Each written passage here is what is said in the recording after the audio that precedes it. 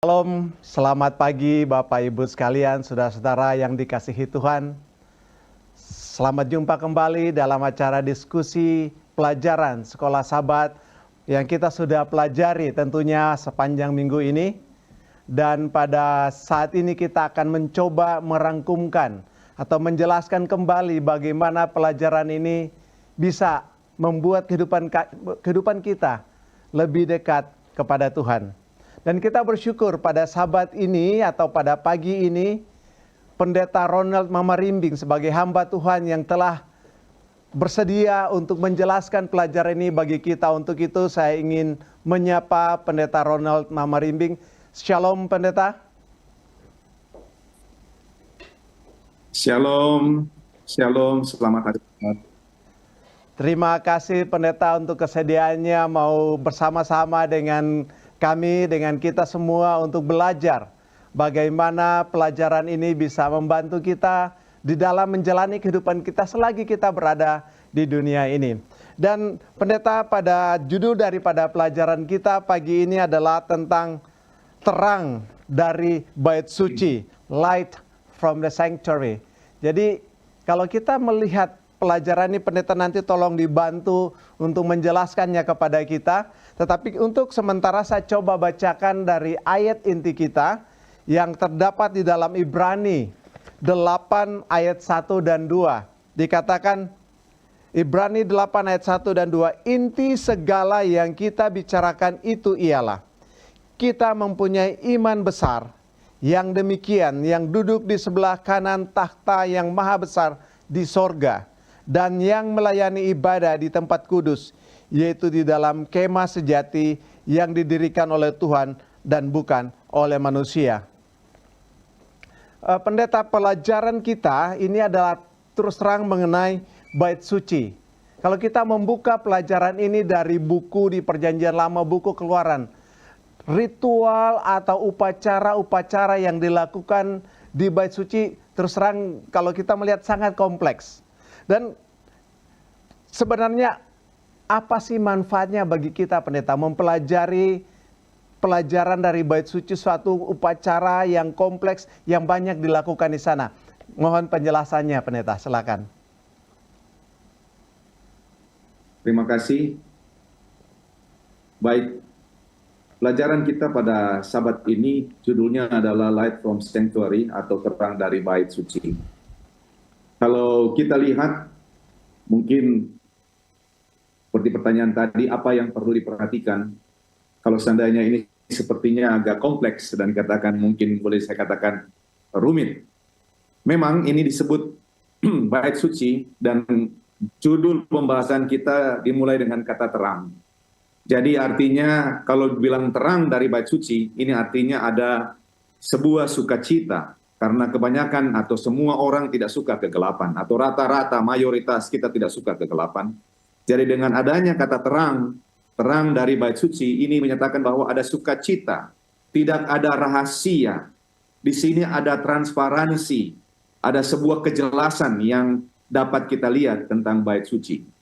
Banyak orang berbicara mengenai bait suci ini hanya sekedar bangunan Allah atau sekedar bangunan ibadah atau gereja.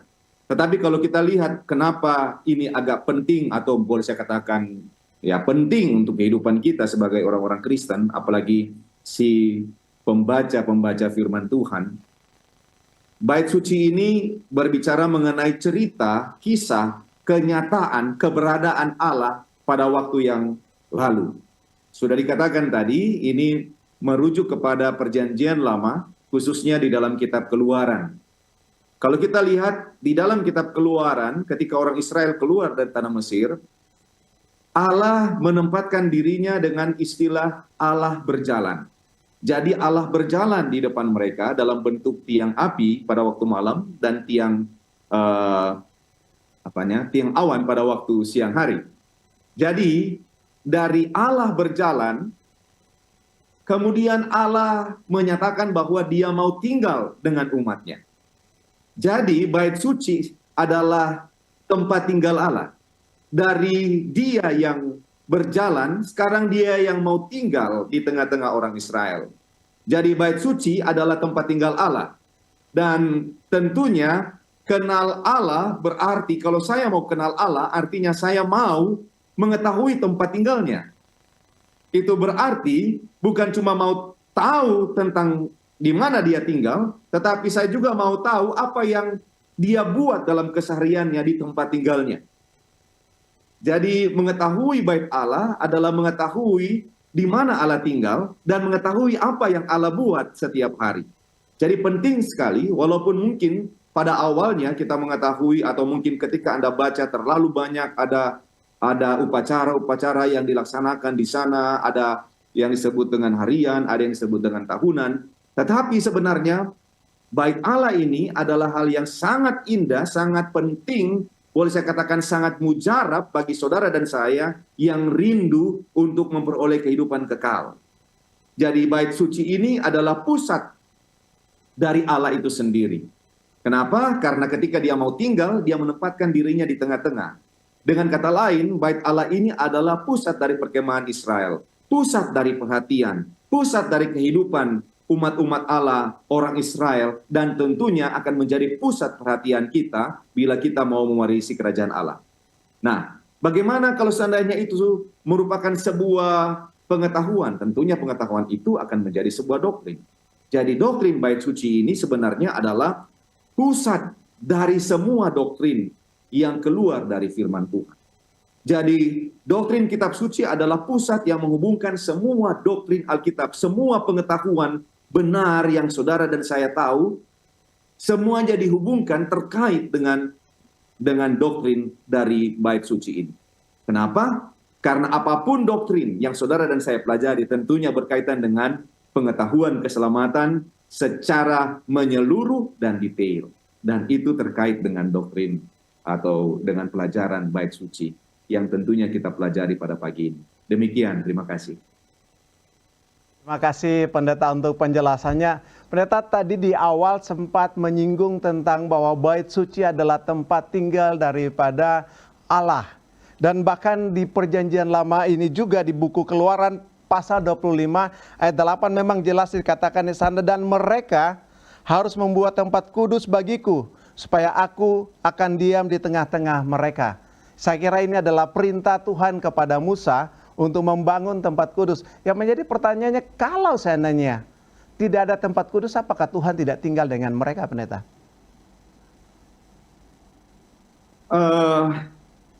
Tuhan tinggal dengan mereka, tapi ini adalah inisiasi Tuhan. Inisiasi Tuhan, karena pada dasarnya manusia mau mengetahui bahwa kalau ada rumah, itu berarti ada orang yang tinggal. Jadi inisiasi Tuhan untuk mana Tuhan mau tinggal di tengah-tengah mereka, Tuhan menempatkan Ka'bahnya, Tuhan menempatkan rumahnya, Tuhan menempatkan tempat tinggalnya. Dan itu menjadi center, menjadi pusat, di mana seluruh orang Israel menghadap kepada rumah ini, menghadap kepada bait suci ini. Jadi Tuhan tinggal dengan mereka. Jadi selama ini orang Israel sudah sekitar 400 atau 430 tahun dalam Alkitab disebutkan mereka tinggal di kerajaan Mesir, di negara Mesir. Mereka hampir, boleh saya katakan, sudah melupakan Tuhan, bahwa Tuhan itu ada, Tuhan dari Abraham, Allah dari Abraham, Ishak dan Yakub, nenek moyang mereka itu ada. Jadi Tuhan mau menyatakan dirinya bahwa Dia ada, Dia tinggal, ya, Dia tinggal. Dan jangan lupa bahwa Tuhan itu eksis, Tuhan itu benar-benar ada, bukan hanya sekedar dari alam yang kita bisa lihat, tetapi juga dari firman Tuhan yang ada, yang tentunya kita pelajari, yang ada di tangan kita pada saat ini. Demikian, terima kasih. Baik, terima kasih Pendeta. Pelajaran kita memang pelajaran yang luar biasa. Nah, kita lihat hal-hal yang dilakukan di bait suci itu sendiri. Di zaman Musa, di zaman Israel ini, bagaimana upacara-upacara yang mereka lakukan di bait suci. Dengan mempelajari upacara-upacara yang dilakukan di sana, Pendeta, kira-kira apakah ada hal-hal unik yang kita bisa ambil yang bermanfaat bagi kita sekarang ini di dalam kehidupan kita di zaman modern ini? Silakan, Pendeta. Terima kasih, saudaraku. Pertanyaannya sangat menarik. Apakah ada hal yang unik dari bait suci Israel yang oleh mana kita di zaman modern ini boleh kita ingat? Kita perlu ingat bahwa Bait suci itu adalah simbol di mana Allah mau berdiam di tengah-tengah manusia. Jadi Allah mau berdiam di tengah-tengah Israel. Kalau Allah mau berdiam, itu adalah sebuah kesempatan istimewa. Jadi kalau seandainya kita mau tanya apa yang unik, uniknya adalah Allah mau tinggal. Allah yang tidak berdosa, Allah yang luar biasa, si pencipta itu mau tinggal di tengah-tengah ciptaannya. Jadi ini adalah kesempatan yang istimewa. Keunikannya adalah kesempatan istimewa ini. Kenapa? Kalau kita lihat di dalam Keluaran pasalnya yang ke-24. Di dalam Keluaran 24 ayatnya yang ke-19 sampai ayat yang ke-17. Maaf, dari ayat yang ke-9 sampai ayat yang ke-17. Kita dapati bahwa kesempatan yang istimewa ini ada beberapa hal. Yang pertama secara kolektif, secara general. Secara general di mana kita bisa melihat kemuliaan Allah. Kita bisa melihat kemuliaan Allah. Dengan adanya bait suci, dengan adanya bait suci di tengah-tengah Israel, orang Israel yang begitu banyak itu bisa melihat kemuliaan Allah di tengah-tengah mereka. Itu secara kolektif, secara general. Tetapi juga kalau kita baca dalam Keluaran 24 ayatnya yang ke-13 dan 14, kita dapati bahwa keistimewaan yang lain adalah di mana secara kelompok kecil mereka dapat mendekat kepada Allah. Jadi mendekat kepada Allah adalah hal yang sangat istimewa. Di mana boleh saya katakan jarang-jarang kalau seandainya ada orang besar datang ke lokasi kita berusaha ambil gambar, kita berusaha dekat dengannya, kita berusaha untuk biarpun sangat begitu banyak orang yang memadati tempat itu, tapi kita berusaha untuk lebih dekat, lebih dekat. Dan jangan lupa, tidak semua orang bisa dekat. Tidak semua orang bisa dekat. Mereka berusaha untuk dekat. Ada yang tidak mampu oleh karena kemuliaan Allah itu terlalu luar biasa, dihalangi oleh dosa-dosa mereka. Nah, yang keunikan dari bait suci Israel untuk kita ini adalah keistimewaan itu. Keistimewaan di mana Allah dan kemuliaannya bisa terlihat oleh banyak orang, oleh kita, tetapi juga kita bisa mendekat kepadanya. Dan bukan cuma mendekat kepadanya, ayat 15 sampai ayat yang ke-17, secara pribadi, secara individu, kesempatan istimewa ini di mana kita memperoleh arahan dan uluran tangan Allah. Nah, di dalam arahan dan uluran tangan Allah, ini adalah sebagai kesempatan yang super istimewa, di mana di dalam kesempatan ini Allah memberikan rencananya kepada kita. Dan bukan cuma memberikan rencananya kepada kita, tetapi dia juga menyediakan materi untuk rencananya itu bagi kita. Dan dia juga mengawasi rencananya berjalan untuk kita. Dan bukan cuma mengawasi, dia menyelesaikan rencana yang dia sudah buat untuk kita. Jadi istimewanya, keunikan tentang bait suci Israel ini bagi kita zaman ini adalah keistimewaan di mana ada Allah di tengah-tengah kita. Kesempatan istimewa, kita melihat kemuliaannya, kita bisa mendekat kepadanya, kita bisa mendapatkan arahan dan uluran tangannya dalam bentuk penyelesaian rencana yang dia awali, dia awasi, dan dia akhiri.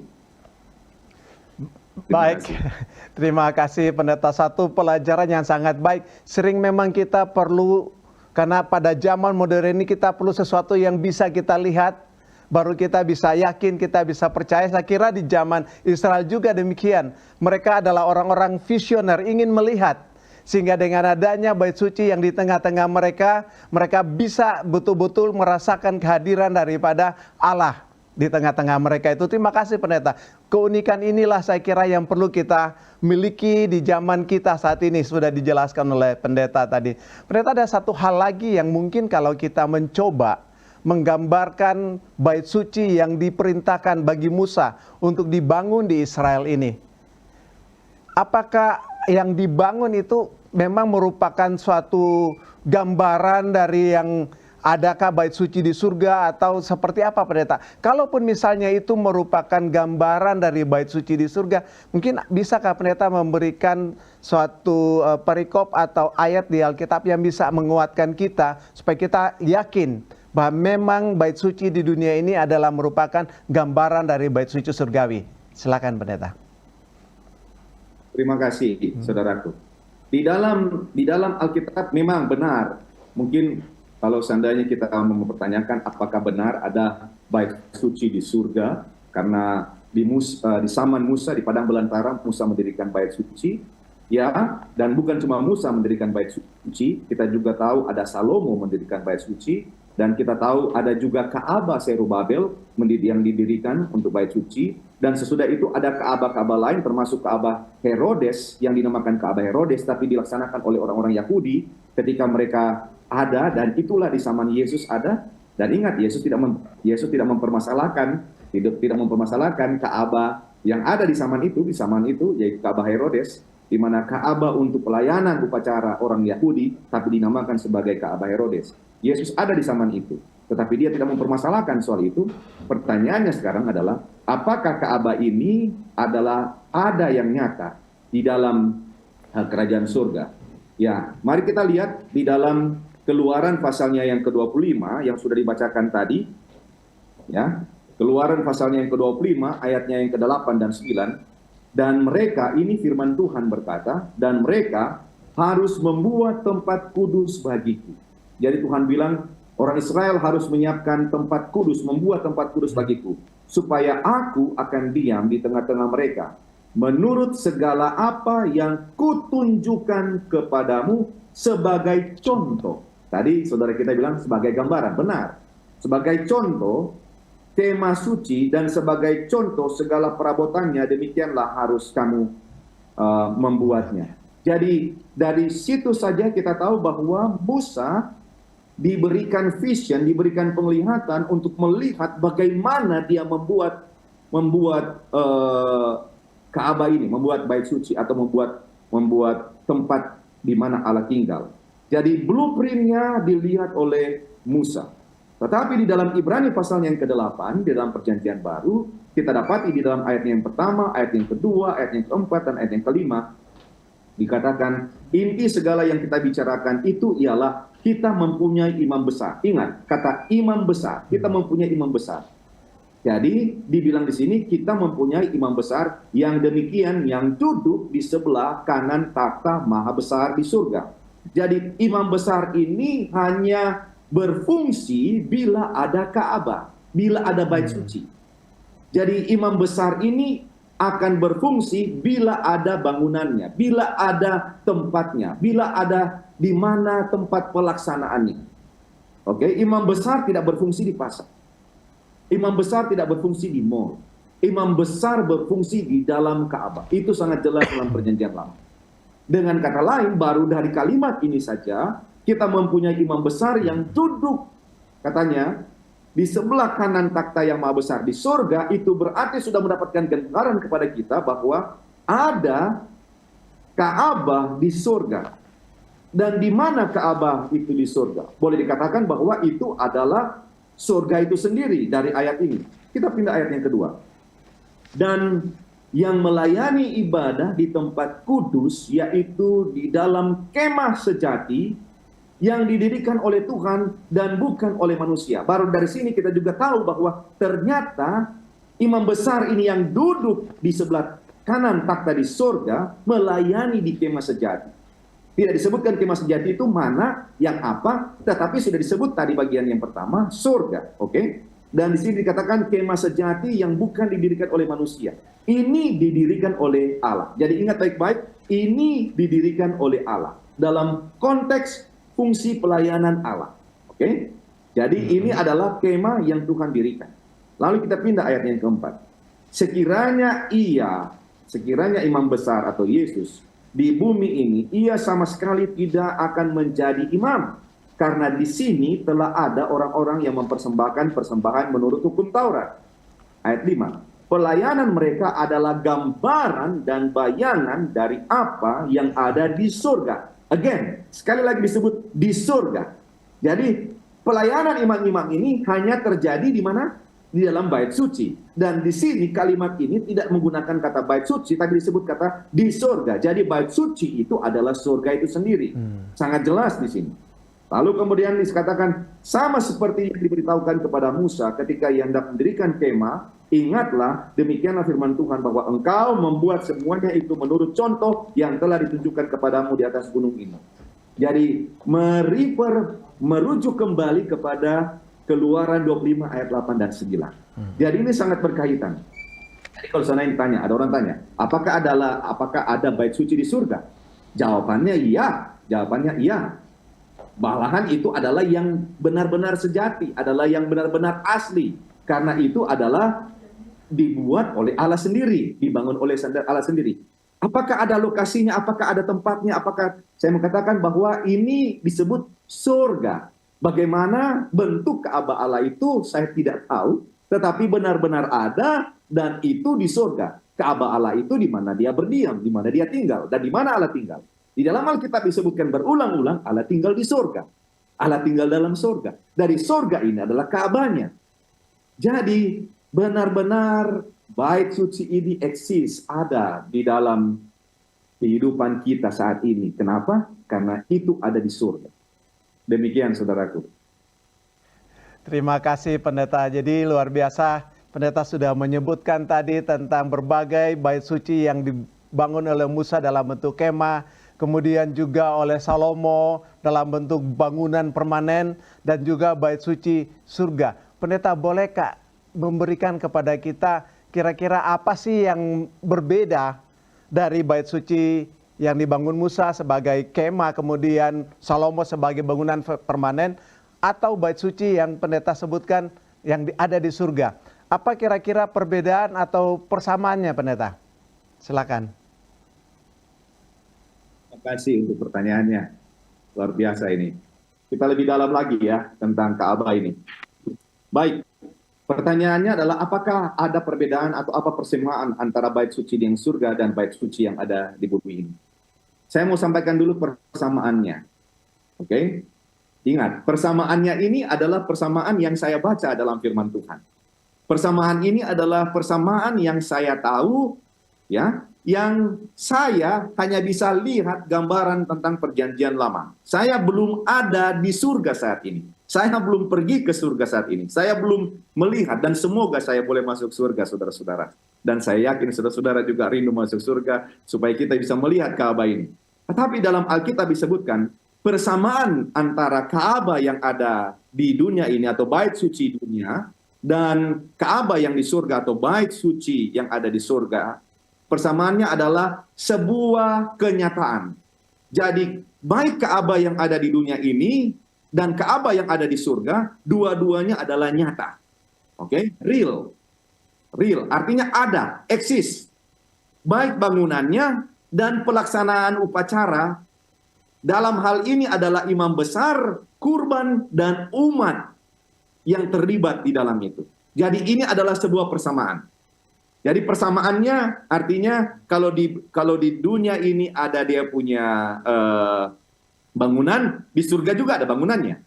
Lalu kemudian apakah ada pelaksanaan upacara? Ya, di dunia ada pelaksanaan upacara dan di surga juga ada pelaksanaan upacara. Ada imam besarnya di dunia, Harun kita tahu. Ya, kita tahu juga imam besar yang lain di dunia, Eliezer. Dan kita tahu juga ada imam besar di surga, yaitu Yesus Kristus. Dan kurban, ada kurbannya, ada domba, ada kambing, ada lembu yang dipersembahkan, ada darah yang harus tercurah. Demikian pula untuk Ka'bah yang di surga, di mana ada darah anak domba Allah yang tercurah. Ada umat yang terlibat. Demikian pula dengan saat ini, ada umat yang terlibat, yaitu umat-umat yang percaya kepada Yesus Kristus. Jadi itu boleh saya katakan persamaannya, oke? Persamaannya. Mari kita lihat kepada perbedaannya. Nah, perbedaan inilah yang sering membuat kita bingung, oke? Sekali lagi, keberadaan Ka'bah surgawi itu nyata. Oke? Nyata. Perbedaannya yang pertama adalah Ka'bah yang ada di surga lebih dahulu ada daripada yang ada di dunia ini. Itu perbedaan yang pertama. Oke? Ka'bah itu sudah ada lebih dahulu daripada ada yang ada di dunia ini. Perbedaan yang pertama. Oke? Jadi di mana Musa melihat yang sudah ada. Salomo diberikan pengertian membangun yang sudah ada. Demikian pula dengan Ezra, Nehemia membangun, Zerubabel membangun Ka'bah. Zerubabel. sesuai dengan apa yang mereka ketahui, informasi tentang Ka'bah Allah. Oke? Jadi sudah ada lebih dahulu. Nah, yang kemudian adalah, perbedaan yang kemudian adalah, yang di dunia adalah gambaran atau kopi atau salinan, sedangkan yang di surga adalah aslinya atau sejatinya. Jadi yang asli dan yang sejati itu ada di surga. Oke? Sedangkan yang di dunia ini adalah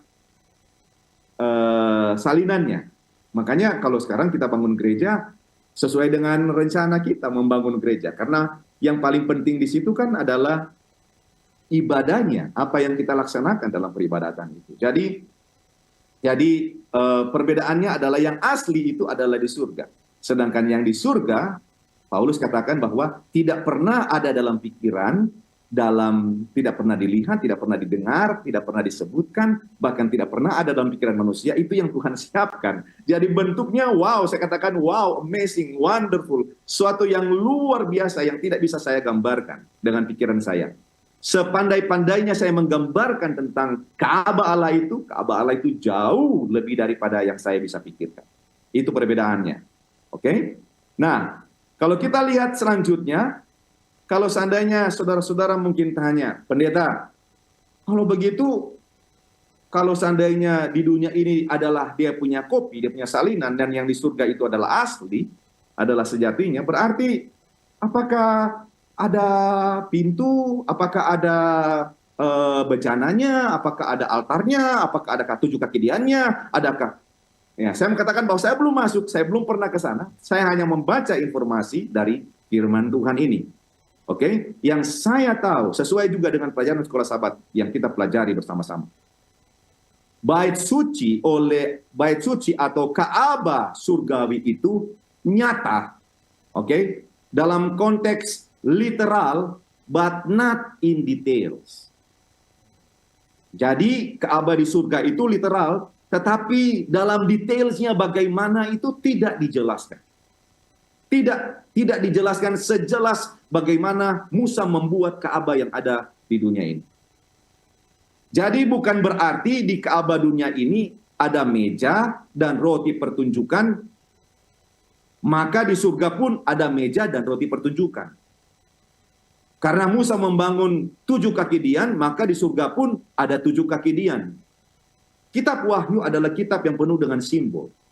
Kitab Wahyu adalah kitab yang menggambarkan. Ketika Allah berjalan di 7 kaki dian adalah simbol di mana Allah berjalan di antara jemaatnya. Kenapa? Karena kaki dian berkaitan dengan Roh Kudus, berkaitan dengan minyak, berkaitan dengan terang, berkaitan dengan kebenaran, berkaitan dengan kabar baik. Jadi kalau seandainya kita mau bilang, kita orang-orang yang percaya bilang bahwa di surga itu detailnya sama ada seperti yang ada di dunia. Saya mengatakan mungkin kita mesti hati-hati, tidak seperti itu. Benar nyata, tapi secara detail itu kita tidak bisa gambarkan. Kenapa? Karena semuanya itu, baik dia punya upacara dan instrumen upacara, merujuk kepada Yesus Kristus saja. Jadi apa guna bejana pembasuhan ada di surga bila Yesuslah adalah pembersih itu, pembasuh itu? Apa guna 7 kaki dian ada di surga, sedangkan Yesuslah adalah terang, adalah kuasa yang memberikan terang, memberikan sukacita, memberikan kabar baik. Jadi kalau kita mau nyatakan bahwa detail itu seperti yang ada di dunia, mungkin tidak seperti itu. Tapi real, ya. Oke? Mungkin kita mau bilang, kita anggap bahwa di dunia ini ada darah, jadi mesti ada darah di surga. Apakah Yesus harus melayani dengan menetes-menetes darah terus di sana? Saya tidak yakin seperti itu. Tapi Yesuslah sebagai kurban yang dipertunjukkan di dalam Ka'bah yang ada di surga. Jadi persamaan dan perbedaannya saya sudah sampaikan tadi. Persamaannya adalah nyata, real, baik bangunan, baik tempatnya, baik pelaksanaan upacara, baik imamnya, baik kurban, baik umatnya, itu adalah benar-benar sama. Oke? Ada dia punya persamaannya, tapi perbedaannya seperti yang saya katakan tadi. Ka'bah di surga sudah lebih dahulu ada. Lalu kemudian dia, walaupun itu secara literal ada, real ada, tapi tidak dalam secara detail. Perbedaannya adalah semua yang ada di surga disimbolkan dengan Yesus Kristus, sedangkan yang ada di dalam Ka'bah dunia ada bagian-bagian instrumen yang mulai dari pintu, mulai dari altar, yang ada di bagian pelataran, ya. Lalu kemudian ada pembasuhan, ada bilik yang suci dan bilik yang maha suci, di mana di bilik yang suci itu ada 7 kakedian, ada mezbah ukupan, dan ada tempat persembahan roti. Sedangkan di dalam bilik yang maha suci itu ada tabut perjanjian. Semua itu di surga disimbolkan dengan Yesus Kristus. Demikian, saudara. Baik, Pendeta. Sangat menarik untuk melihat bagaimana Ka'bah di bumi dan Ka'bah di surga. Coba kita fokus kepada peran daripada upacara yang dilakukan di Bait Suci. Kalau yang kita tahu di Perjanjian Lama untuk menebus dosa, di Bait Suci mereka mengorbankan domba, mengorbankan hewan untuk menebus dosa mereka. Dan kita tahu di Perjanjian Baru bahwa korban itu sudah diambil alih oleh Yesus Kristus sebagai korban yang mati untuk menebus kita. Dan dia memerdekakan kita. Bahkan kalau saya membaca dari Galatia 5 ayat 1 dikatakan supaya kita sungguh-sungguh merdeka. Kristus telah merdeka, Kristus telah memerdekakan kita. Ini istilah merdeka, Pendeta, oleh karena pengorbanan Kristus kita menjadi merdeka. Merdeka bisa dikatakan bebas. Sekarang apakah dalam istilah merdeka ini maka saya bebas untuk melakukan apa yang saya suka dalam kehidupan saya di dunia ini karena saya sudah dimerdekakan, saya sudah dibebaskan. Apakah pengertiannya seperti itu, Pendeta, sehingga saya bebas melakukan sekehendak saya? Tolong dibantu penjelasannya, Pendeta. Terima kasih. Kita bersyukur bahwa Yesus adalah kurban yang sudah menggantikan kita dan menyelamatkan kita dari dosa. Oke? Dalam Yohanes 1 ayat 29, di sana Yohanes merujuk kepada Yesus sebagai inilah anak domba Allah yang telah tersembelih, yang telah mati sejak dunia, dari fondasi dunia atau sejak dunia diciptakan. Jadi Yesus sudah digambarkan sebagai si penebus itu, sebagai domba yang darahnya tercurah bagi kita di Kalvari, di Golgota. Nah, artinya dosa umat manusia yang menggunakan jasa anak domba Allah akan memperoleh pengampunan dari kesalahan dan juga mendapatkan fungsi imam besar dalam pembersihan dari dosa-dosa dari orang yang bersalah ini yang telah mengaku dan mendapatkan pendamaian dengan Allah. Jadi kalau seandainya kita menggunakan Yesus sebagai penyelamat kita, kita harus betul-betul bersyukur menggunakan jasanya. Oke, kita harus menerima jasanya dan betul-betul menyatakan pengampunan kita agar kita dapat diampuni dan kemudian kita dapat kebersihan atau pembersihan. Dosa kita bukan cuma diampuni tapi diangkat dari kita, dibersihkan dan kita mendapatkan damai. Kenapa? Oleh karena dosa mempunyai dampak yang luar biasa. Jadi kalau seandainya kita katakan bahwa karena kita sudah ditebus oleh Tuhan, jadi kita bebas hidup apa saja sesuai dengan keinginan kita. Sekali lagi saya mengatakan, dosa itu mempunyai dampak yang merusak dalam kehidupan kita. Baik hidup kita maupun jaminan kehidupan nanti. Jadi hidup bebas dari dosa bukan berarti dosa tidak dapat mempengaruhi kita lagi. Anda sudah merdeka dari dosa. Merdeka dari dosa bukan berarti tidak bisa dijajah lagi.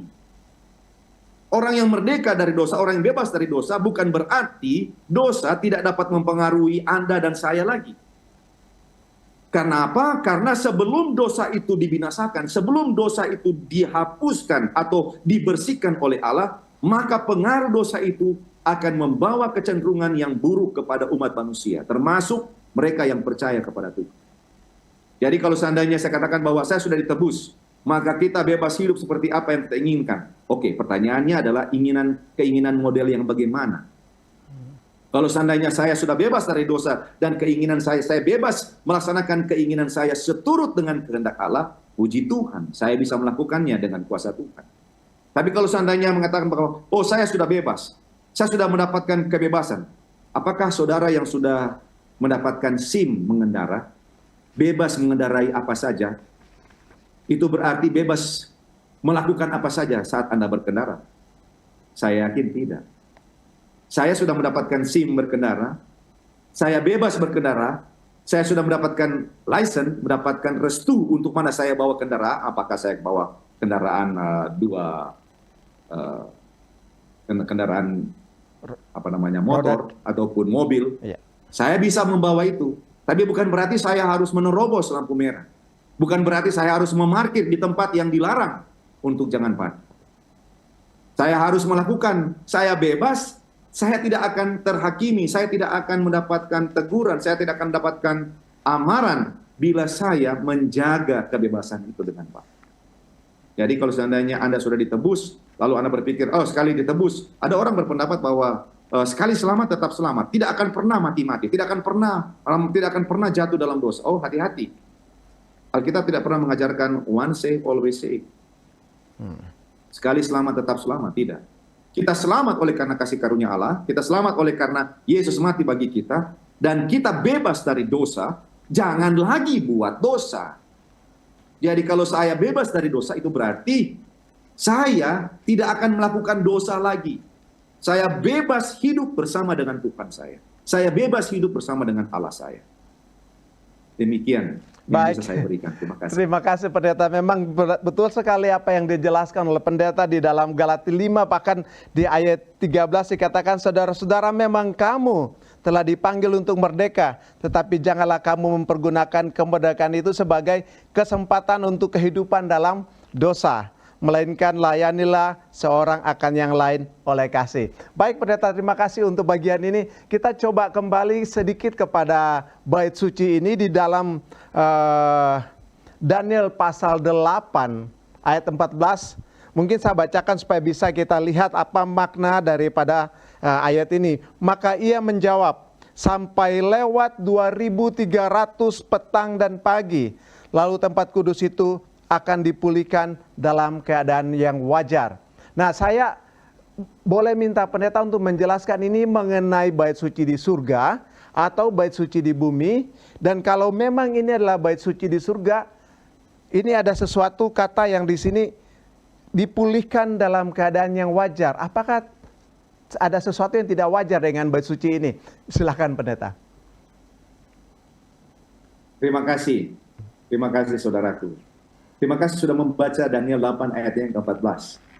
Saya mengajak kita untuk melihat Daniel 8 ayat 13, karena pertanyaannya adalah, apakah hubungan bait suci ini dengan 2300 petang dan pagi? 2300 petang dan pagi adalah nubuatan terpanjang yang ada dalam firman Tuhan di dalam Alkitab. Jadi apa hubungannya dari 2300 petang dan pagi ini dengan bait suci dan kehidupan kita di zaman sekarang ini? Jadi mari saya mengajak kita untuk membuka kitab Daniel. Daniel pasalnya yang ke-8 ayatnya yang ke-13 dan ayatnya yang ke-14. Saya ingin membaca. Kemudian kudengar, dibilang ya. Kemudian kudengar seorang kudus berbicara, dan seorang kudus lain berkata kepada yang berbicara itu, sampai berapa lama berlaku penglihatan ini, yakni korban sehari-hari dan kefasikan yang membinasakan. Jadi ada dua hal, yaitu korban sehari-hari dan kefasikan yang membinasakan, katanya ya.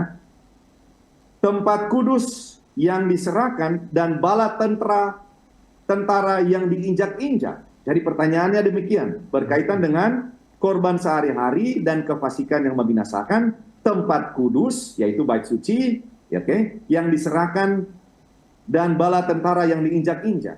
Ayat 14. Maka ia menjawab, sampai lewat 2300 petang dan pagi, lalu tempat kudus itu akan dipulihkan dalam keadaan yang wajar. Jadi tempat kudus itu tetap ada, tapi tidak wajar. Nanti diwajarkan setelah selesai 2300 petang dan pagi. Terima kasih pertanyaannya. Nah, ingat baik-baik, di situ disebut ada kurban sehari, ya. Di sana dikatakan kurban sehari-hari. Jadi ini, nubuatan ini berkaitan dengan bait suci. Kenapa? Hanya dalam bait sucilah terdapat upacara kurban sehari-hari. Jadi di dalam bait suci itu dikenal dengan dua jenis upacara, upacara harian dan upacara tahunan. upacara harian itu adalah upacara di mana dilakukan oleh imam besar setiap pagi, di mana dia harus menguduskan orang-orang Israel, memuji Tuhan, mengadakan kurban bakaran, lalu kemudian dia akhiri juga saat menjelang malam. Ketika matahari terbenam, maka imam besar akan melakukannya untuk yang kedua kali. Dan itu dilakukan setiap hari, setiap hari. Jadi itu kurban bakaran setiap hari. Nah pertanyaannya, bagaimana dengan bait suci? Itu sudah dikotori, itu sudah dicemarkan. Jadi akan dipulihkan di tempat yang wajar. Nah, ini berbicara tentang upacara dalam Ka'bah. Jadi istimewanya adalah upacara-upacara kurban yang dilaksanakan oleh orang Israel setiap hari sebelum acara tahunan yang disebut dengan istilah bahasa Ibraninya Yom Kippur atau Hari Grafirat bahasa Indonesia lama, atau disebut dengan atonement atau hari pendamaian. Jadi ada korban hari-harian, ada upacara harian dilaksanakan itu setiap hari, tetapi setahun sekali ada upacara tahunan yang disebut dengan Yom Kippur atau atonement atau hari Grafirat, hari pendamaian. Pendamaian apa? Pendamaian antara manusia secara keseluruhan, bangsa dengan Allah. Nah, jadi yang dimaksudkan dengan 2.300 petang dan pagi ini adalah masa di mana ada yang merusak, ada yang menginjak, ada yang mengotorinya.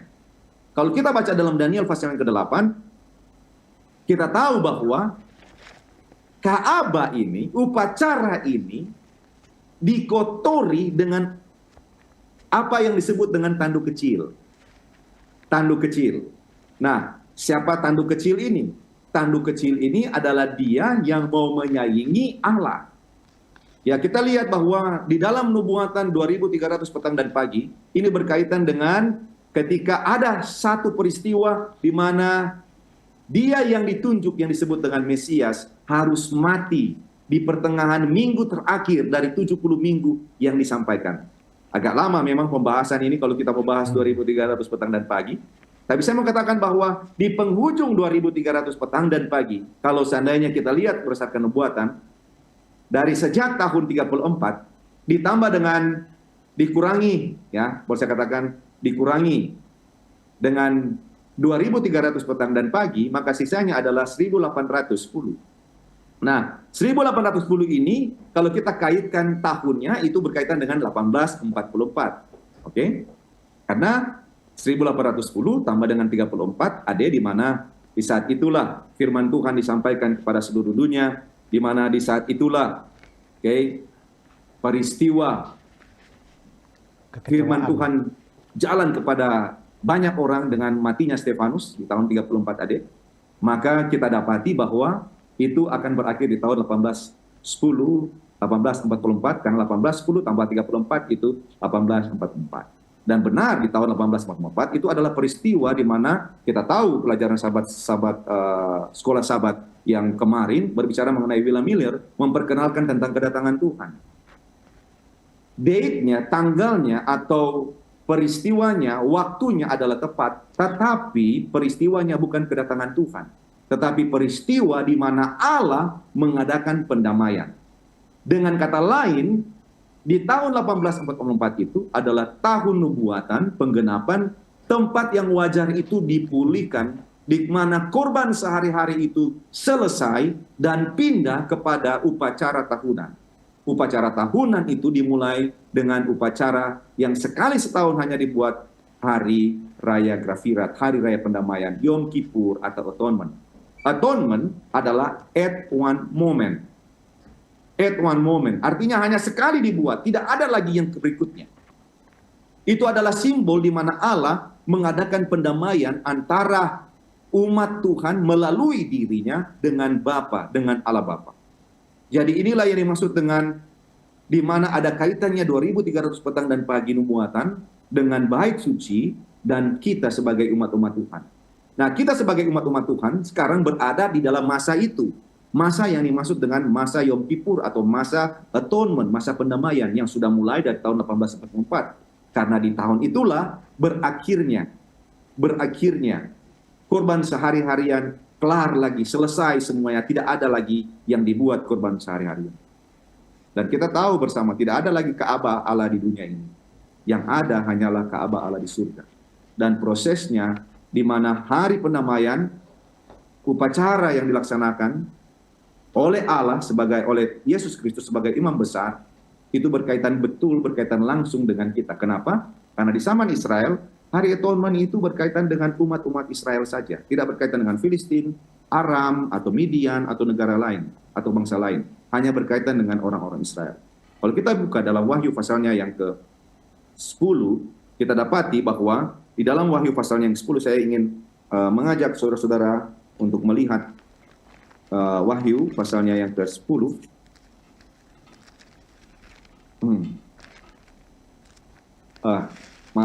Wahyu pasalnya yang ke-11. Mari kita lihat Wahyu pasalnya yang ke-11. Ayatnya yang pertama dan ayatnya yang kedua. Kemudian diberikanlah kepadaku sebatang bulu. Jadi ini dari Yohanes, murid yang dikasihi.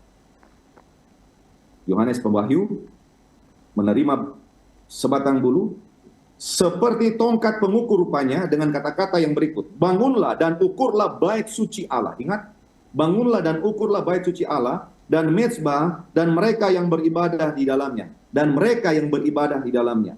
Tetapi kecualikan pelataran bait suci yang di sebelah luar, janganlah engkau mengukurnya, karena telah diberikan kepada bangsa-bangsa lain, dan mereka akan menginjak-injak kota suci 42 bulan lamanya. Dan aku akan memberikan tugas kepada dua saksiku, yaitu Alkitab, ya, kita tahu ini adalah buku nubuatan, supaya mereka bernubuat sambil berkabung 1260 hari lamanya. Di sini dikatakan bahwa di hari raya pendamaian ini, di mana ketika Allah mengadakan atonement di zaman Musa, Harun mengadakan atonement hari pendamaian untuk orang Israel. Mereka yang mengaku sebagai umat Tuhan, dan Tuhan mengaku sebagai umatnya. Kepada mereka lah diadakan hari raya pendamaian ini. Maka di zaman kita, hari raya itu dikatakan diukur pada mereka yang beribadah di dalamnya, di pelataran Ka'bah surga. Ya, di mana kita lah, orang-orang inilah, mereka yang mengaku sebagai orang-orang Kristen. Mereka inilah yang akan diadili, yang akan mengadakan hari raya pendamaian. Karena kepada kitalah hari pendamaian itu diarahkan, ditujukan. Supaya kita benar-benar memohon pengampunan secara bangsa, diurus urusan dosanya, secara kolektif, secara gereja, secara umat, collectively kita di-cleanse, kita dibersihkan dari segala dosa dan kesalahan kita, dan kita mendapatkan seorang yang disebut dengan pengantara, disebut dengan Yesus Kristus imam besar yang mengantarai antara Israel dan Israel rohani dengan Allah Bapa. Jadi itu konteksnya. Jadi 2300 petang dan pagi berkaitan dengan bait suci, karena ada korban harian yang diwajarkan, yang diselesaikan, dan berkaitan dengan kita, berkaitan dengan pindahnya imam besar dari mengadakan upacara harian kepada upacara tahunan, yaitu upacara atonement, upacara pendamaian. Dan itu sudah mulai dari tahun 1844. Demikian, terima kasih.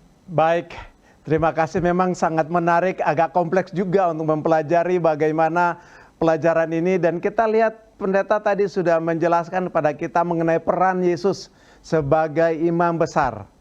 Bahkan peran Yesus di bagian akhir dikatakan tadi sebagai pengantara.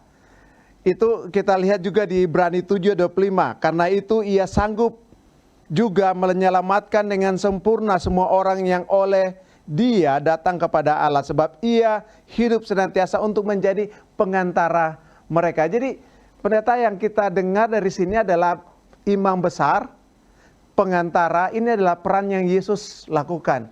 Boleh sedikit memberikan gambaran kepada kita, pendeta, sebagai imam besar dan sebagai pengantara, apa kira-kira bagi kita manfaatnya?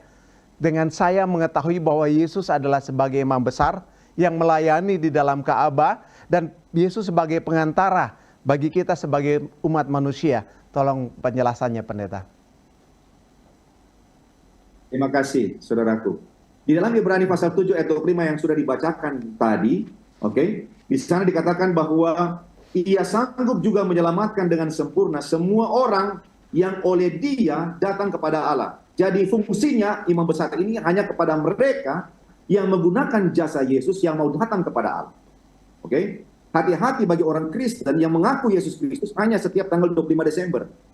Hanya datang kepada Yesus di saat Natal atau di saat upacara, di saat Paskah, di acara perjamuan kudus. Mereka-mereka ini hati-hati. Karena dikatakan di sini adalah mereka ini tidak menghargai Yesus. Kenapa? Karena ia sebagai imam besar menyelamatkan dengan sempurna semua orang yang oleh dia datang kepada Allah. Bagian selanjutnya dikatakan, sebab ia hidup senantiasa untuk menjadi pengantara mereka. Kata senantiasa itu artinya tidak pernah berhenti. Kalau tidak pernah berhenti imam besar itu menjadi fungsi bagi kita, maka kita pun harus senantiasa datang kepadanya. Jangan cuma sekali setahun, jangan cuma sekali setiap 3 bulan. Jangan cuma sekali setiap minggu. Ada orang hanya datang kepada Tuhan kalau ibadah. Di luar ibadah, di jam ibadah, di luar jam ibadah sudah keluar. Ada malahan yang terlalu sibuk sampai di dalam ibadah pun masih mengurus urusan duniawi. Masih urus bisnisnya, masih urus A dan urus B. Ingat baik-baik. Yesus sebagai pengantara, dia mengantarai kita. Artinya sebagai perwakilan manusia dan pengacara kita. Dia sebagai pengacara kita, perwakilan kita. Nah, saya pribadi percaya bahwa Kristus tidak pernah lupa bahwa ia adalah wakil manusia berdosa yang telah bertobat di hadapan Bapa. Jadi ia adalah wakil saya, manusia berdosa yang bertobat di hadapan Bapa. Bagaimana dia mau jadi wakil sedangkan saya masih berdosa? Saya harus mendapatkan pengampunannya. Untuk mana saya mendapatkan perwakilannya? Bagaimana saya menggunakan dia sebagai wakil saya dan saya tetap melaksanakan dosa-dosa saya? Ini yang menjadi permasalahan. Dengan kata lain, ayat ini di dalam Ibrani 7 ayat 25, ini mengklaim, membuktikan bahwa Yesus Kristus selalu, dalam bahasa Inggris, be in favor, selalu bersukacita, selalu cenderung atau dengan senang hati mengarah kepada kita. Selalu menyokong kita, selalu menguatkan kita, menjadi our backer, menjadi pembela, menjadi apa ya, backer, menjadi sesuatu yang ada di belakang kita yang selalu membela kita. Dan bukan cuma itu, menjadi promotor buat kita dalam kehidupan kita lebih maju, lebih benar kepada Tuhan. Jadi ayat ini juga menyatakan bahwa sebagai pengantara, Yesus itu menjadi negotiator. Dia menjadi negotiator atau intermediary. Dia pergi go between, dia pergi antara saya dan Allah Bapa. Dia ada di tengah-tengah saya, antara umat-umatnya dengan Allah Bapa. Dan melalui pengantaraan Yesus, setiap umat percaya dapat mendekati Allah. Dengan kata lain, kalau tidak ada Yesus, saya tidak bisa datang kepada Allah. Saya tidak bisa datang ke surga, saya tidak bisa hidup bersama-sama dengan Allah. Tangan manusianya memeluk setiap umat manusia, dan tangan keilahiannya dari imam besar ini menggapai takhta yang maha kuasa, takhta dari Allah yang maha tinggi. Jadi di dalam Kristus sebagai pengantara, surga yang ada di atas kita dan dunia di mana kita tinggal didamaikan. Bukan dalam konteks bangunannya, dalam konteks tempatnya, tapi saudara dan saya, kita didamaikan dengan Allah melalui Yesus Kristus. Demikian. Baik, terima kasih pendeta. Ini kembali kita dihadapkan dengan begitu banyak peran daripada Yesus sebagai imam besar, kemudian sebagai pengantara, kemudian waktu di upacara-upacara di Ka'bah Perjanjian Lama ada hari pendamaian, pembersihan bait suci itu. Sekarang bolehkah pendeta sedikit juga memberikan gambaran kepada kita peran Yesus sebagai di hari pendamaian ini yang terdapat dalam Imamat 23 ayat 27. Karena itu upacara yang dilakukan di dunia, di Ka'bah duniawi, tentu menggambarkan peran daripada Yesus. Nah, boleh dijelaskan pendeta mengenai hari pendamaian ini? Silakan. Baik, terima kasih. Terima kasih atas pertanyaannya. Baik, saya ingin membaca. Mari kita buka Imamat pasalnya yang ke-23, ayatnya yang ke-27. Ya, kita akan membaca 2 ayat yang ke-27 dan ayat yang ke-29. Imamat 23 ayatnya yang ke-27 berkata, akan tetapi pada tanggal 10 bulan yang ke-7 itu, ada hari pendamaian. Kamu harus mengadakan pertemuan kudus. Dan kamu harus merendahkan diri dengan berpuasa. Dan mempersembahkan korban api-apian kepada Tuhan. Kita lanjut, ayat yang ke-8. Pada hari itu janganlah kamu melakukan sesuatu pekerjaan. Itulah hari pendamaian untuk mengadakan pendamaian bagimu di hadapan Tuhan Allahmu. Ayat 29. Karena setiap orang yang pada hari itu tidak merendahkan diri dengan berpuasa, haruslah dilenyapkan dari antara orang-orang sebangsanya. Sangat keras Tuhan bicara, bahwa di hari Yom Kippur, di hari pendamaian, di hari atonement, atau di hari Kaffirat ini, maka orang-orang atau umat-umat Tuhan harus mengadakan pertemuan kudus, dan harus merendahkan diri dan berpuasa. Dengan kata lain, menyangkal diri. Merendahkan diri artinya tidak menjadikan dirinya sebagai ilah. Tidak menjadikan banyak hal lain sebagai ilah atau Allahnya. Tapi menjadikan Allah sebagai junjungannya. Menjadikan Allah sebagai pimpinannya. Dan bukan cuma itu, dikatakan setiap orang yang pada hari pendamaian itu, tidak merendahkan diri, maka harus dilenyapkan. Nah, kita sudah mendengarkan tadi bahwa dari sejak 1844, hari pendamaian itu sudah berlangsung. Dengan kata lain, saya yang ada di dunia ini harusnya hidup dengan penuh penyerahan kepada Tuhan. Jadi, hari pendamaian itu adalah proses di mana penyucian dosa dan pembersihan Ka'bah. Yang dimaksud dengan penyucian dosa, artinya di saat itu umat-umat Israel akan diampuni dosanya. Di hari pendamaian itu, di mana imam besar melaksanakan acara pendamaian di dalam Ka'bah, maka orang-orang Israel akan mendapatkan jaminan keselamatan, jaminan pengampunan.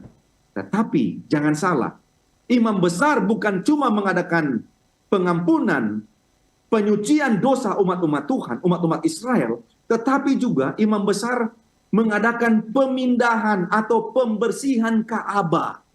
Dengan cara, selama ini kan setiap hari dosa itu ditransfer ke dalam Ka'bah. Setahun sekali, maka dosa-dosa itu harus ditransfer keluar, harus dibersihkan Ka'bah ini dari dosa-dosa itu. Dengan cara di mana imam besar ini akan menaruh darah, baik di bilik yang maha suci, di mezbah ukupan, mulai dari di depan dari tabut perjanjian, lalu kemudian di mezbah ukupan, lalu kemudian di altar tembaga yang ada di pelataran, lalu kemudian dosa-dosa itu ditransfer melalui diri imam besar. Dosa-dosa dalam Ka'bah itu ditransfer kepada kambing yang disebut kambing Asasel, kambing yang diperuntukkan untuk setan. Dengan kata lain, Ka'bah yang ada, proses pembersihan itu adalah pembersihan dosa-dosa Israel yang sudah setahun terkumpul di situ.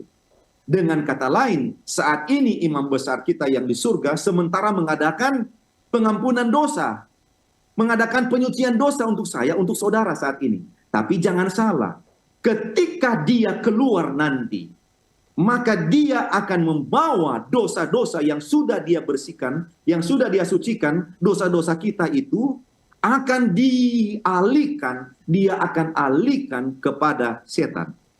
Karena setanlah sumber segala dosa. Setanlah sumber segala masalah, laknat dan semuanya. Jadi harus ada yang menanggung. Yesus sudah menjadi penanggung dosa kita sebagai domba yang dikurbankan.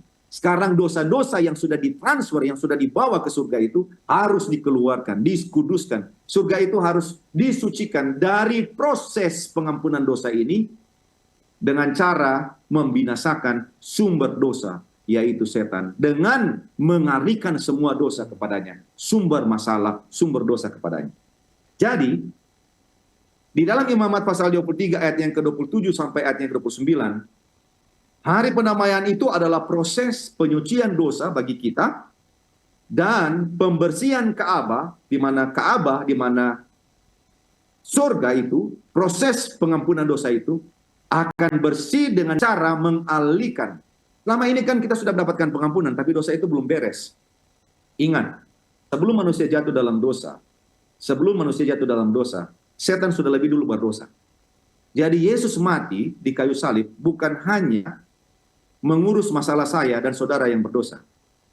Jadi banyak orang pikir Yesus mati di kayu salib hanya untuk mengampuni, hanya untuk menyelamatkan saya. Itu tidak 100% benar. Yang 100% benar adalah Yesus mati di kayu salib selain mengampuni dosa saya, tapi juga mengurus masalah dosa. Karena masalah dosa itu sudah ada sebelum manusia jatuh dalam dosa dan masih ada setelah Yesus datang kedua kali. Kenapa? Karena setan masih ada. Jadi itu perlu dibereskan. Nah, hari pendamaian ini di dalam Imamat 23 ayat 20 Imamat 23 ayat 27 sampai 29, saya harus merendahkan diri, mempersiapkan diri saya di hadapan Tuhan, mengangkat Tuhan sebagai junjungan saya, dan saya sadar siapa saya orang berdosa. Tanpa Dia saya tidak bisa selamat. Maka hari pendamaian ini, sejak tahun 1844 sampai saat ini, sampai nanti kedatangan Dia yang kedua kali, itu adalah simbol di mana Dia keluar dari bait suci. Maka saya harus bersedia. Hari pendamaian menghapus semua jenis dosa dan kesalahan. Hari pendamaian bagi saya menyatakan kekudusan dan juga dosa. Menyatakan bersih dan juga cemar saya. Menyatakan halal dan haram. Dua hal yang tidak sebanding yang harus saya perhatikan dalam kehidupan saya. Hari pendamaian atau hari atonement mengembalikan sumber dosa dan kecemaran kepada sumbernya, yaitu setan. Dan hari pendamaian menghukum, hari pendamaian mengumumkan kepada semesta bahwa Allah sangat berkuasa atas dosa dan kecemaran dan menyelamatkan mereka yang menjaga kesucian hidup mereka. Dan kemudian hari pendamaian, hari atonement melukiskan masuk keluarnya imam besar sebelum kembali ke rumahnya. Hari pendamaian adalah hari di mana saya bersiap untuk kedatangannya. Kenapa? Karena ketika dia keluar, maka dosa-dosa itu diarahkan kepada setan dan dia akan membawa saya ke rumahnya. Jadi Imamat 23 ayat 23 sampai ayat 29 ini sangat luar biasa, sangat besar cakupannya.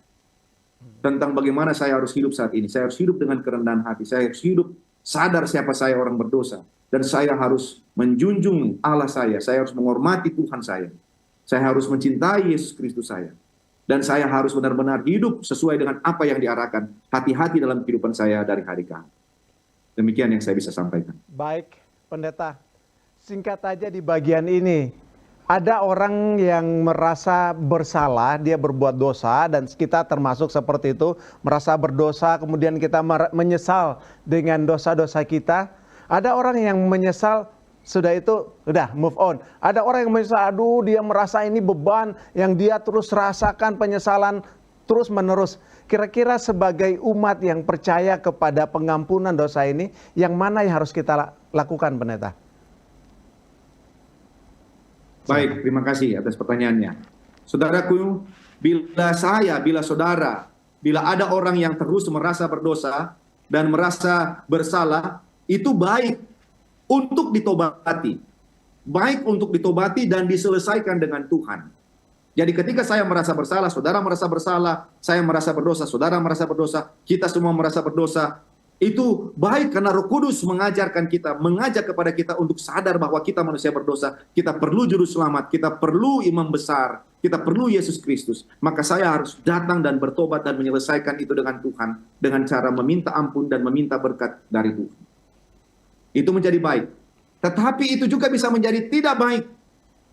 Tidak baik bila saudara dan saya merasa berdosa, bila kita terus mengenang terhadap dosa itu dan kembali melakukan dosa itu.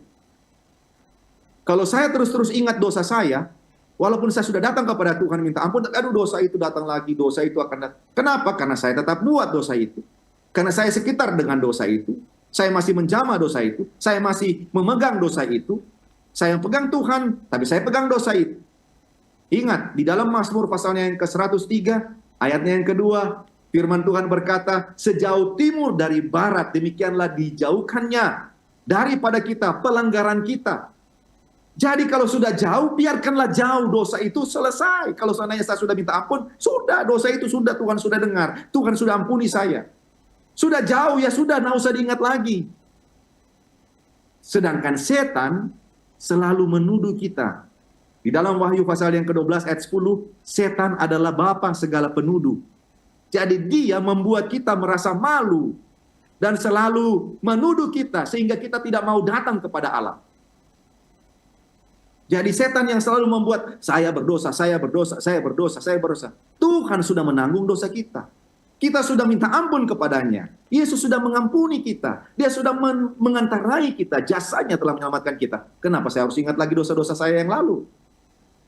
Seringkali itu datang di pikiran kita. Kenapa? Karena setan berusaha untuk ingatkan, kau manusia berdosa. Engkau tidak akan selamat. Engkau tidak. Dan akhirnya saya putus asa dan saya tidak percaya kepada Tuhan. Saya ingin membaca dalam 1 Yohanes pasalnya yang ketiga. Mari saudara-saudara, saya mengajak kita untuk melihat 1 Yohanes pasalnya yang ketiga, ayatnya yang ke-21 dan ayatnya yang ke-22. Semoga ini menjadi kekuatan bagi saudara dan saya. 1 Yohanes pasalnya yang ketiga, ayatnya yang ke-21 dan ayatnya yang ke-22 berbunyi sebagai berikut. Saudara-saudaraku yang kekasih, jikalau hati kita tidak menuduh kita, maka kita mempunyai keberanian percaya untuk mendekati Allah. Dan apa saja yang kita minta, kita memperolehnya daripadanya, karena kita menuruti segala perintahnya dan berbuat apa yang berkenan kepadanya. Ingat, hati kita selalu menuduh kita. Dan hati kita jahat semata-mata. Dia selalu menuduh jahat-jahat kepada kita. Dan ingat, kadangkala bukan cuma hati kita, banyak orang selalu ngomong jelek tentang kita, selalu bicara jelek tentang kita, selalu bicara buruk tentang kita, negatif tentang kita. Hati-hati orang-orang seperti itu. Sedangkan hati kita, hati saya akan menuduh saya. Tapi dikatakan di situ, hati-hati. Tuhan sudah ampuni kita. Tuhan sudah menerima kita. Maka kita tidak lagi, jangan lagi terbawa dengan perasaan bahwa kita ini berdosa. Kita ini sudah melakukan dosa. Padahal itu kita sudah akui kepada Tuhan. Yang diakui, biarlah sudah diakui. Sudah jauh, sejauh timur dari barat Tuhan jauhkan itu. Jadi tidak perlu kita ingat lagi. Jadi bersyukurlah kalau kita masih merasa berdosa, minta ampun kepada Tuhan. Dan setelah minta ampun kepada Tuhan, firman Tuhan yang saya sudah bacakan tadi katakan bahwa ingat, lakukanlah apa yang Tuhan perintahkan. Lakukanlah dengan gembira apa yang Tuhan inginkan. Karena dengan saya melakukan itu, saya tahu bahwa saya akrab dengan Tuhan. Saya akrab dengan baitnya. Saya akrab dengan tempat tinggalnya. Berarti saya layak dong masuk di dalam tempat tinggalnya, masuk dalam Ka'bahnya. Kenapa? Karena dialah yang menjadi pengantara saya. Terima kasih. Baik, Pendeta, waktu kita sangat cepat sepertinya berlalu. Dan mungkin pada bagian terakhir ini saya ingin bertanya kepada Pendeta dalam 5 menit ke depan. Mungkin Pendeta bisa memberikan penjelasan di bagian akhir daripada pelajaran kita. Itu membahas mengenai hari penghakiman. Kalau kita lihat hari penghakiman, apakah memang hari penghakiman ini ada? Dan kalau ada, sering menjadi pertanyaan kita sebagai manusia. Kalau di pengadilan atau di penghakiman itu kita tahu ada saksi yang datang menyampaikan untuk membuktikan mana yang benar, mana yang salah. Yang benar akan dibebaskan, yang salah akan dihukum. Tetapi kalau di hari penghakiman Tuhan, kita tahu kan pasti Tuhan sudah tahu siapa yang bersalah, siapa yang tidak bersalah, siapa yang harus dibinasakan, siapa yang harus diselamatkan. Jadi pertanyaannya adalah, untuk apa lagi hari penghakiman itu kalau memang Tuhan sendiri sebenarnya sudah tahu. Ya sudah, yang salah dia, hukum aja. Ini yang benar, selamatkan. Tolong dijelaskan, Pendeta. Terima kasih, saudaraku. Terima kasih. Hari penghakiman itu ada dan memang perlu ada. Oke? Hari penghakiman di dalam Alkitab digambarkan dengan 3 masa. Yang pertama adalah penghakiman sebelum kedatangan Tuhan. Yang kedua adalah penghakiman ketika Tuhan datang. Dan yang ketiga adalah penghakiman dengan membinasakan setan dan dosa. Dan pengikut-pengikut dosa. Atau pembuat-pembuat dosa. Nah, di mana penghakiman sebelum kedatangan Tuhan adalah penghakiman bagi kita yang sementara berada saat ini, sementara berada di hari pendamaian. Kita harus merendahkan diri bersiap. Penghakiman itu sebenarnya bukan untuk mencelakakan kita. Penghakiman ini sebenarnya untuk menyatakan bahwa kita ini benar. Kita ini ada pembelanya. Kita ini dibela oleh Tuhan kita. Jadi kita sebenarnya harus bersuka cita untuk hal ini. Kita bergembira.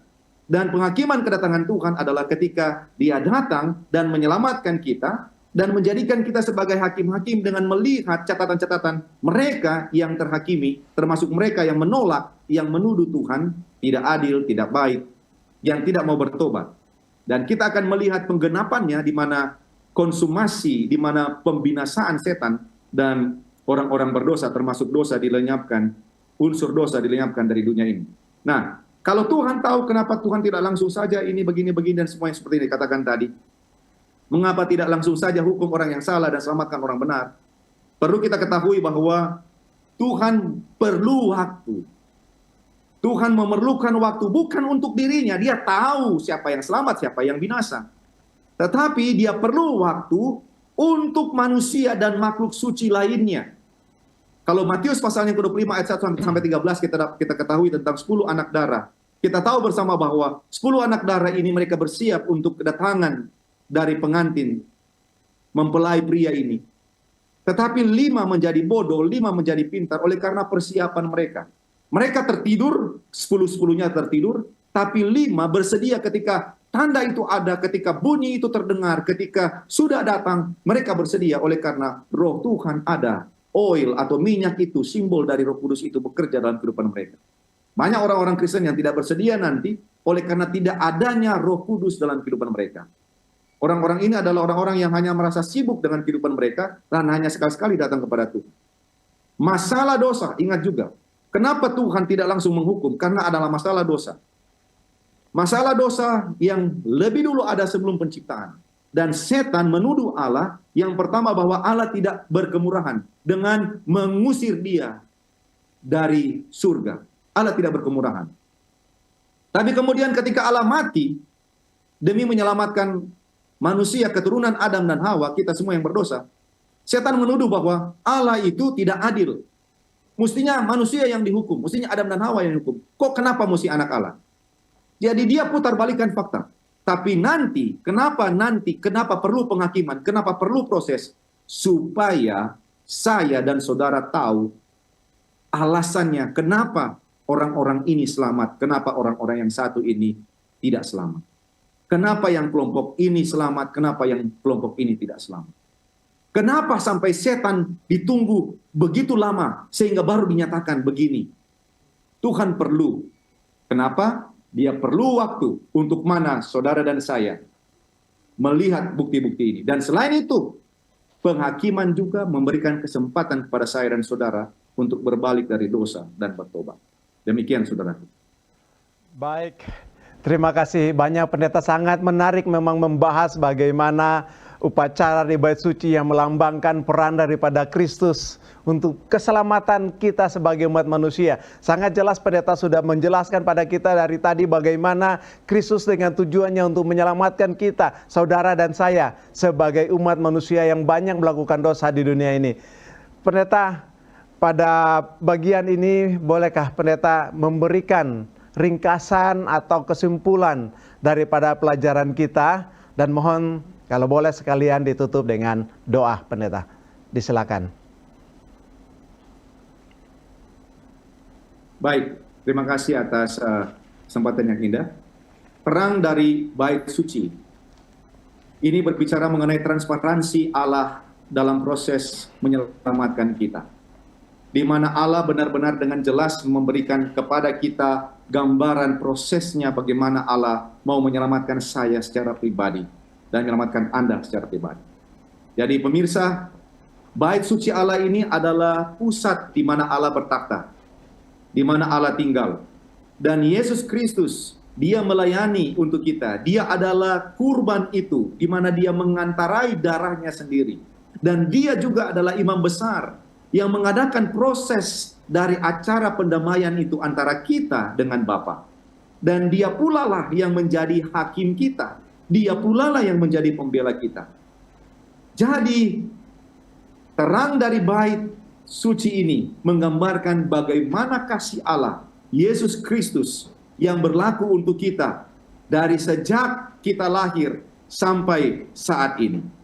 Dan dengan melihat Bait Suci Allah, kita akan dapati memasuki Bait Allah. Karena dari Bait Allah ada terang. Apa semua itu? Saya boleh singkatkan. Dengan memasuki pintu Ka'bah, itu berarti saya melalui Yesus Kristus.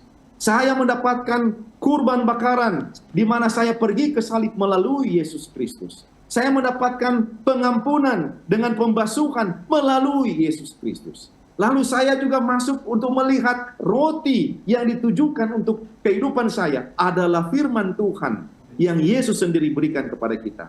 Saya mendapatkan kuasa untuk tetap percaya, menjadi saksi baginya, yaitu melalui 7 kaki dian. Ini saya lakukan dengan ibadah dan melalui Roh Kudus yang saya peroleh. Lalu saya melewati Mezbah ukupan. Ini tentang peribadatan yang saya lakukan, menaikkan doa-doa saya menjadi harum di hadapan Tuhan. Dan yang terakhir, bait suci ini mengingatkan kepada saya bagaimana saya harus menunggu penghakiman. Penghakimannya adalah penghakiman yang menyenangkan, karena dialah yang membela saya, karena dialah yang menjadi pengantara saya, karena dialah yang akan selalu mendampingi saya sampai dia datang menjemput saya kedua. Tuhan kiranya memberkati kita semuanya. Mari kita tunduk kepala dan berdoa. Ya Tuhan Allah Bapa kami dalam kerajaan surga, terima kasih karena terang yang Engkau berikan bagi kami. Terang melalui pelajaran bait suci ini, di mana kami memperoleh kejelasan bahwa di dalam bait suci Engkau tinggal. Dan dalam bait suci surga yang adalah sejati, yang adalah asli, Tuhan Engkau sendiri yang menjadi perantara kami, mengantarai darah-Mu dan menjadi imam besar dan menyelamatkan kami. Kami lagi menunggu ya Tuhan, saatnya Engkau keluar dari Ka'bah surgawi untuk menjemput kami, menyelamatkan kami, dan menaruh beban dosa, mengembalikan kepada sumber dosa, yaitu setan. Tuhan memberkati semua pemirsa yang ada, di mana saja mereka berada. Kasih sayang-Mu akan menerangi hati mereka. Dan kami semuanya akan bersedia di hari pendamaian ini. Kami akan datang merendahkan diri. Kami akan datang mengaku dosa-dosa kami. Dan kami akan bersyukur karena Tuhan mengampuni kami. Dan akan melupakan semua kesalahan kami. Dan aktif beribadah. Aktif menjalankan penurutan kami. Dan lebih daripada itu, biarlah kami semuanya satu saat nanti bertemu dengan Tuhan. Dan akan bercerita, bertanya jawab tentang banyak hal yang belum kami pahami. Kami percaya Tuhan akan menyertai semua pemirsa di mana saja mereka berada, dan berkati ibadah kami selanjutnya di dalam nama Yesus kami sudah berdoa. Amin.